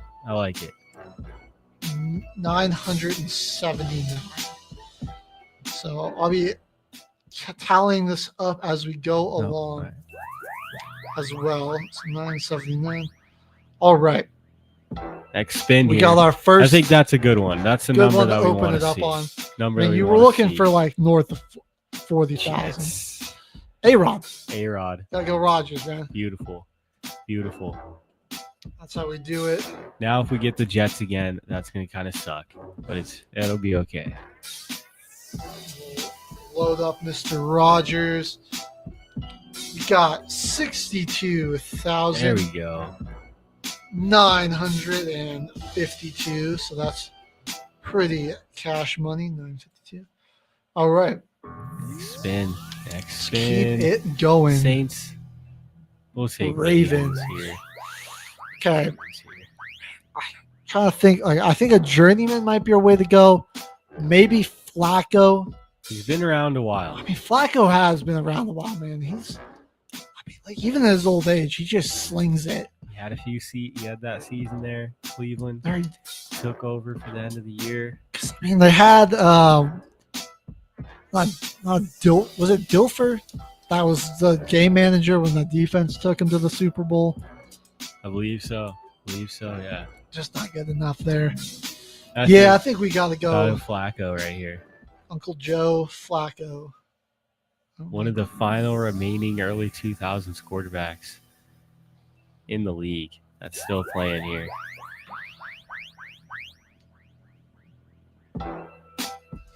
And that's a solid pick from us. 45,697. But check the next spin. Oh, all right. Because we just got blessed up once again. Don't even need to debate this one. That's going to be Brady. Let me do my calculations here.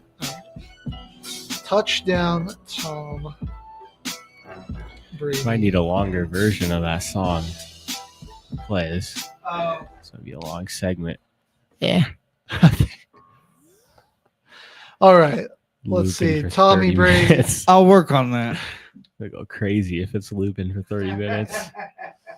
89,214. So that there was we go. Just about the best player that we could get for this. Yeah, pretty much on spin 4. Let's go. So that's huge. Oh, come on, Vikings. Oh, Titan. Ooh. Warren Moon, man. That's the passing yards legend. Like you said last Moon. week. He carved it up. Bro. All right, we're going to. Good pick. Houston Oilers legend, but oh my God, what is happening? Okay, it's just invisible. That's all right. 49,000.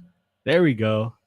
325. So we are cooking. A little more than now. Kirko, a little more than Flacco. Good number right there. Here we go. Don't land on the Texans, please. Give us the Saints. Oh, the Steelers. All right. Well, I mean, do we just want to go Big Ben? I think here? Big Ben's the way man. to go. We would have loved the Saints, but that's not a bad landing spot right there. Oh, I mean, Big Ben, 64,000. Oh yeah, Big Ben, baby. So, I mean, I don't want to jinx it, but 6 picks in, we're kind of cooking right now here. Going crazy. H just scared the shit out of me. That was pretty loud. Sorry about that story. I'm telling you, I'm batting 100 today. Bro took 3 years off my life. All right, give me that next spin, Kate. Here we go. Give us the Saints. We're not getting it. We're getting Packers. We already took A-Rod, but we got Favre. You already know. Brett Favre, R.I.P. People's Welfare. R.I.P. the welfare. The state of Mississippi's welfare fund. You might have stolen 40,000. Oh, crap. I don't know. Oh, crap. Okay. Wait, hold on. I always get this mixed up, but did Vinny play for the Browns? He did stop there. Oh, you might gotta check H Train, do you think you could fact check check something the for chat me? GPT real quick for Vinny Testaverde. Did he play for the Cleveland Browns at all in his career? How do you spell it? Vinny, and then it's Vinny, and then Testerade.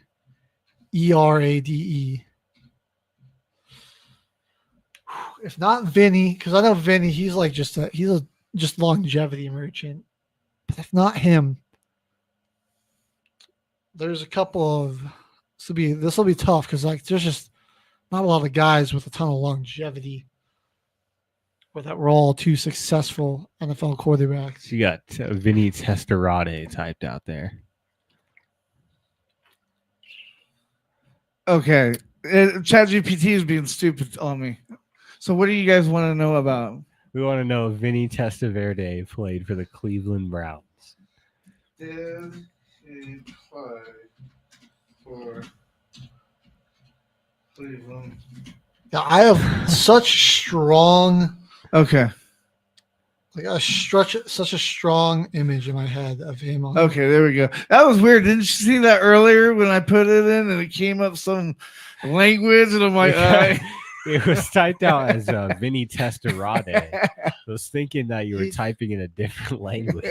He did though. I got his Wikipedia up here. We're going Vinny T. I think we go because Vinny's I played for the Cleveland Browns as a quarterback for 3 seasons from 93 to 95. Remember, riding the bench, still playing. Dude, I mean, 46,233. You played a long career. And then we just got the Raiders. Oh, crap. Do we go with your boy? Derek Carr. We could go. Did he jump up enough? He only played 13 years. Because there's Rich Gannon, but I don't think he was like statting it like that. We go Derek Carr. He threw a lot. He threw a decent amount of passing yards. I think he's at least like 40K. He's at least 40K. All right, we are gonna number 9 quarterback is gonna be Derek. Don't let me down again. Carr. Come on, Derek. Don't let me down again. I mean, even if it's like high 30,000s, we've been like on a roll. Okay, 41,000. I knew he was 40. I knew sub 40. Okay, that's pretty good. We'll take those. We take those. 41,000. Saints. No, the Ravens again, brother. God dang. Lamar's just. There's no way Lamar's going to be there. Up there enough. Journeyman quarterback that rode the bench. I just like outside of like Flacco and Lamar, I just can't see like anybody else in the Ravens court jersey. No, they always just had like a young guy for a couple years that never really played with Flacco because he dude never got injured. Right, dude, they're just so reliable. They always ran the ball really well. Dude. Was it? I feel like I'm getting the name wrong. Like, was it? Yeah, it was Dilfer. That was the Ravens quarterback. I think we might have to go with Dilfer here. I'm gonna just quickly fact check that, just in case I'm getting messed up with somebody else. But I think we might just got to go with the Dilf. If he did. If he did play with the Ravens. He did, yeah. Okay, it was Trent Dilfer. All right. Yeah, I mean, he played from the 90s to 07, so I'm like, maybe we just get some, like 1990 to 07. We're going to rock with the Dilf. I think that's the pick. I think that's the pick right there. And we just got to hope. Oh, God. All right, this is our first. Tragic. 20,000. We just got the Browns again. 20, are you kidding me? 518. We just got the Browns again. Dude, I know there's somebody else that we can do for this. I just, like their guy in the 80s, I just can't pull his name. We got anybody in our chat? Somebody help us. Yeah, some team builder. You already know. You already know. We had such a promising run going, and it's all falling apart here. Yeah, it's going bad. Back-to-back Ravens wasn't good. Now we got the Two Browns twice. That's tragic. Okay, let's think. Like just journeyman. I mean, I know he played. Josh McCown, right? True. He's been around. He was around. Bucks, not so much legend. Yeah, I mean, he got around. Jets. I think we got to go. Journeyman. Did he play for the Browns? I mean, he played. Yeah, he did. He had to play. Yeah, long career, bro. He was a million different places. That's the only guy that I can really think that, because Fitzmagic never got there. That would be my other guess, but I say we go Josh McCown here. Okay, this is 2005, Josh 18. McCown. Let's see. There he is. Oh, Jesus. That was bad. 17,000. Oh, no. And then we're going to get the freaking Commanders again, dude. What is this? The wheel was so kind, and now it's just frying us right now. What is this? Okay, let's think back. Commanders quarterbacks. Yo, wait. Donovan McNabb played for the Commanders. You're right. He was technically the Redskins at the time, but yeah, he played for Washington. So that's what we got to do. Donovan. We're gonna try this music. It's a new artist. All right, let's hear the H train. We're gonna go Donovan McNabb. That's easy right there. I like it. That's not terrible. Good rebound. 37,276.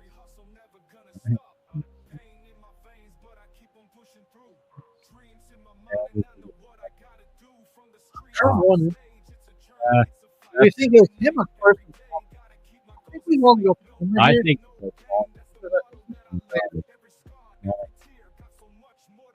I think we go here.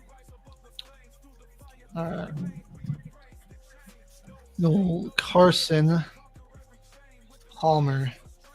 46,000. I like that. I like that number. 247. Give us the Cowboys. Or The Niners is cool. Right, Niners is cool. We'll take Joe Montana. Joe Montana. All day. Number 14. So that's a baller. Let me get the Palmer's numbers added in. I don't think we're going to make it, unfortunately, folks. But I don't we'll think see. we are. Joe, They're like halfway there. We are somewhere like the 600,000, so I don't think it's even possible with We one guy left. Only one more spin. But we got 40,551. We'll take that. Yeah, we're at 675,894. Okay. So unfortunately, nobody's the Titans again. Oh. Oh my God, Titans. Fitzmagic.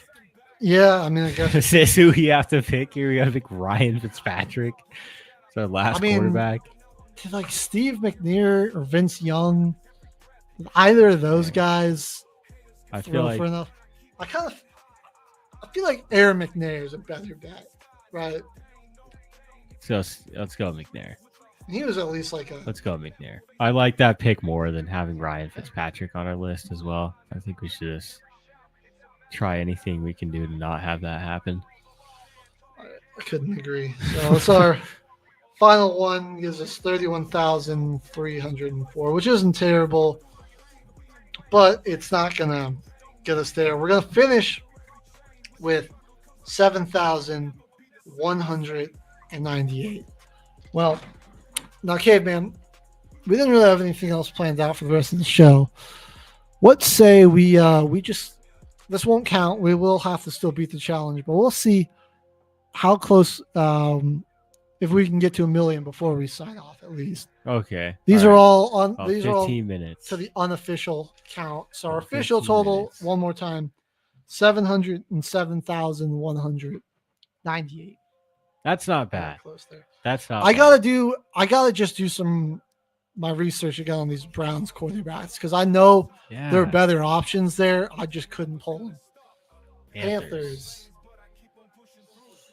Oh, this was nice, Vinny. This Yo. is a good one. Okay.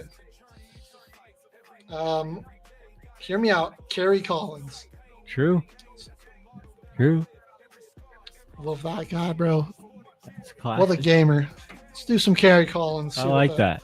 See what that gives us. that. 40,922. There we go. I mean, I don't know if we would have gotten it because we probably would have needed like Peyton and Breeze too. But the Dilf and McCown really sold us there. They did. They screwed us. So let's see how close we're getting there. 922. All right, we're not bad. So we got the Bucks now. We already took Brady, so that's a little. Do we just, I mean, for the memes, do we just throw Jameis in there, or do we go like Ryan Fitzmagic?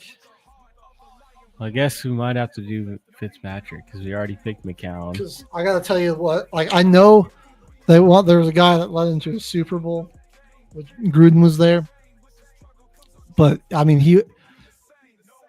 the guy was just there to take the snap from the center, pretty much. Yeah, that was that defense and Tiki Barber. That was Rondé Barber taking them all the way. So what are we saying? Fitzmagic or JMO? I'd rather have JMO on the list, even though he's going to be extremely lower. I feel like. Well, we're just he slings it.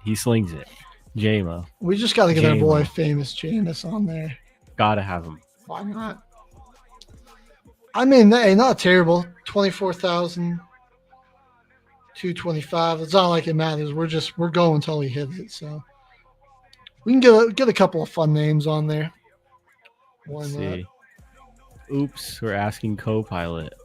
No, thank you. The Saints on now. Yeah, now we're gonna get Drew Brees. We'll take Brees. You know what? Taysom Hill. Throw him on there. I think we're gonna go Brees. His passing yards number, that I do not know off the top of my head. Texans. It's 80,358. Yeah, I think like Breeze, we gotta get. Gotta have him. Gotta get him. I think we need Peyton for sure. Gotta have Favre, Rodgers, Big Ben is huge. There's somebody else where I'm not. Eli? Matt Stafford too. Stafford's up there, dude. He's like got nearly 50,000. Oh, sorry. Who did we get after the Saints? Or we still... The Bears. Okay. Oh no, we got the Texans. That's the Texans. Matt Schaub. Such a young team. The Schaub, yeah, they're the hardest pick out of anyone.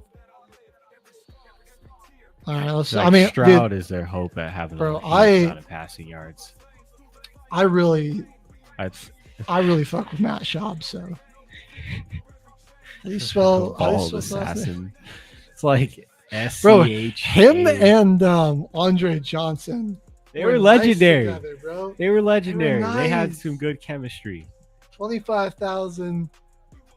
Enough for 25 bands. All right. We got the Saints again. Bro, Archie is trash. We ain't even picking him.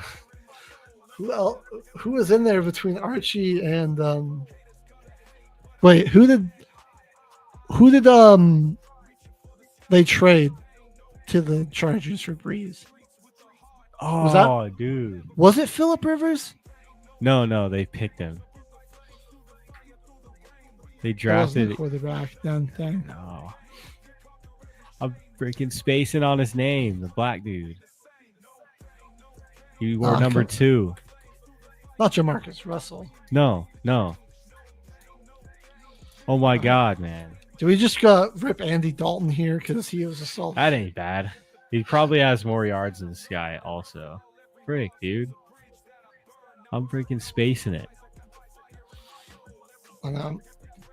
I gotta refresh on some of my older guys. Yo, I can see because it's like you can see the guy and his uniform and his jersey and you just can't put it into it. Yo, the Red Rockets low key a sneaky good pick. 39,500. That'll help us nicely. Actually. Aaron Brooks. That's who I'm thinking of. He was our dude forever. Oh my God, Aaron Brooks. Before we had Drew Brees, there was Aaron Brooks. All right, what did we get now? The Steelers already took Big Ben. I mean, here's another guy that we probably want to get, Russ. Right? Russ. That's exactly who I was gonna say. All right. There we go. It's just some good vibe and music in the background. Pulled it off. Yeah, there we go. 46,135. So let's see. 6,130. Well, Saints also, we could go with Kerry Collins. It's good to know. We could also go with Kerry Collins, Saints. Teddy Bridgewater. That makes me a little sad to see. Gloves. He was our guy, man. Like Commanders again. Already took McNabb, Kirko. Gosh, come on. Who was a journeyman that just showed up there? Was Fitzmagic was there at some point, wasn't he? I think so. We might have to check the computer on that one. Hey, got you.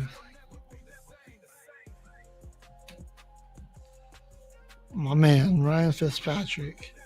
Please tell me you played for Washington at some point in your career. Dude, at the tail end. Let's go. Let's get Fitzmagic on the list.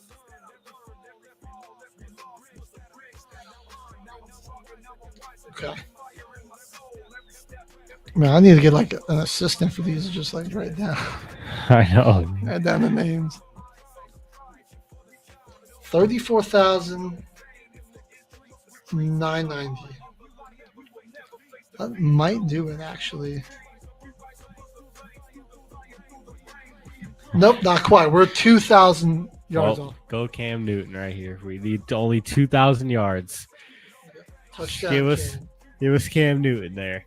He's got over 2,000. Round us out there.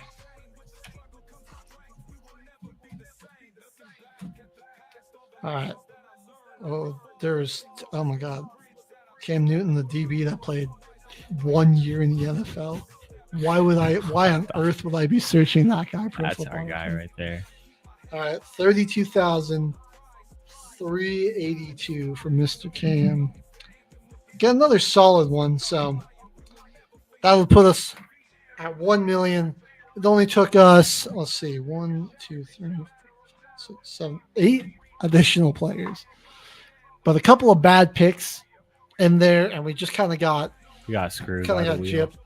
The wheel was not very kind to us. Yeah. We're gonna have to do a little more refreshing on some of our older QBs. I know there's some guys in there that we missed. I need to check I'll check these Saints guys and see if they even got enough yards. I'm gonna be kicking myself because when the Browns guy comes to me, he was like the dude in the 80s, man.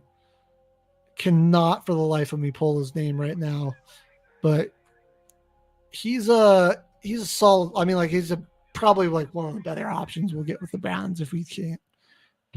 Check Otto Graham in the 50s. Check Otto Graham in the 50s.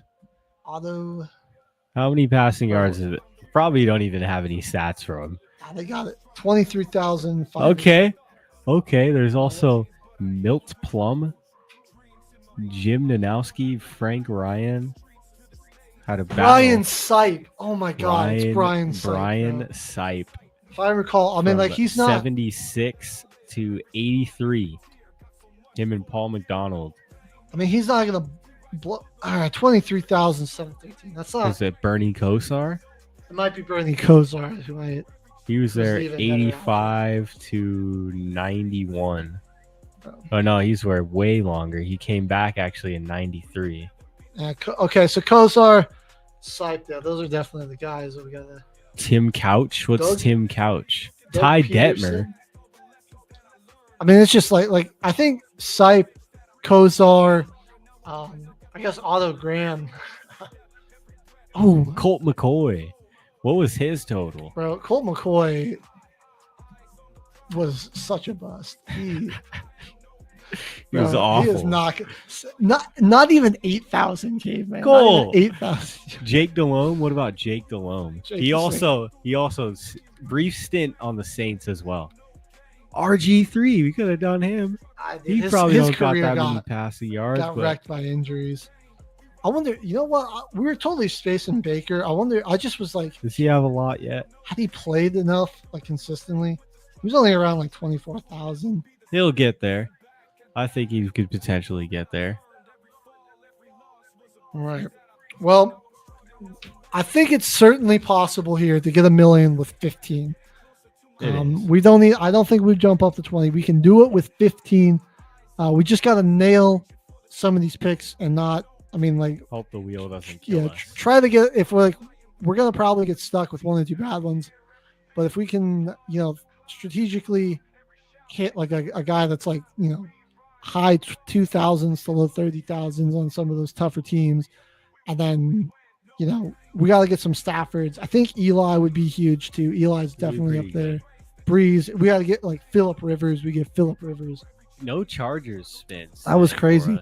No Broncos or Colts. Couldn't even get a Matt Ryan on the list. Dude, Matt Ryan's another one we want to get. There. Those are the guys we're certainly targeting. So I know we missed a lot of guys that'll make this challenge doable.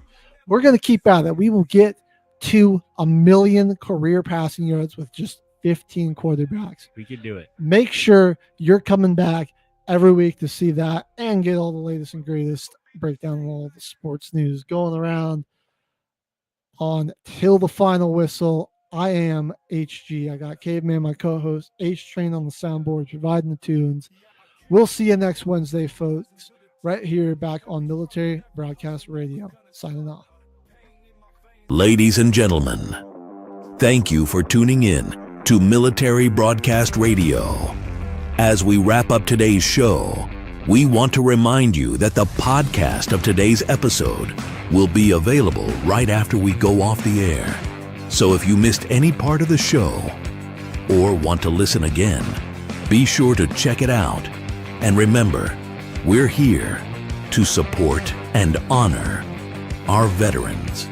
Your stories and experiences matter, and we are committed to giving you a platform to share them. That's right. We're here to give our veterans a voice. So don't forget to catch the podcast and stay connected with us. Giving our veterans a voice.